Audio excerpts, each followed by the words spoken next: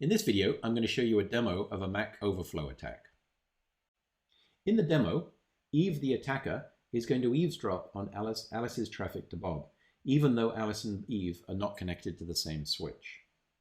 As you'll remember, and just as we saw in the last video, Eve is going to send lots of Ethernet packets with new addresses to force the forwarding tables in the switches to overflow, so that Alice's traffic to Bob is going to be broadcast.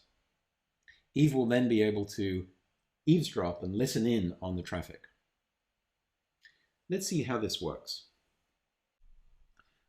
The demo I'm going to show you next runs on the Mininet emulation system, which means you can easily and safely run it yourself on your own computer, and I'll tell you shortly how you do that.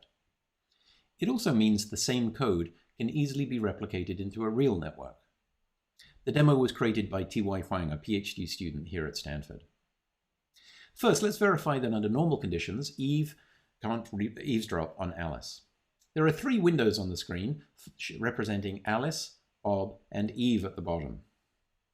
Alice is sending pings to Bob while Eve is running TCP dump on her machine, listening for traffic from Alice's IP address 10.0.0.1.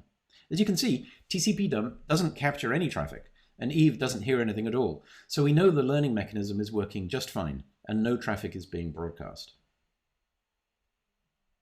Next, Eve runs an attack in which she overwhelms the network with new randomly generated Ethernet addresses.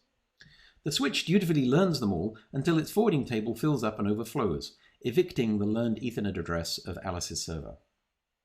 Alice is still sending pings to Bob, and they're now being broadcast. The TCP dump running on Eve's machine can see the packets and reports them on the screen. It doesn't see all of them, because occasionally the switch will successfully learn Alice's address, but it's quickly evicted again because of the onslaught of new Ethernet packets from Eve. When Eve stops generating new Ethernet addresses, the switch relearns Alice's Ethernet address and can stop broadcasting the traffic between Alice and Bob. That way, Eve will no longer be able to hear their traffic. If you'd like, you can reproduce this demo yourself by downloading the Mininet script from the URL at the bottom of the screen, and then just simply run it in a Mininet instance on your computer.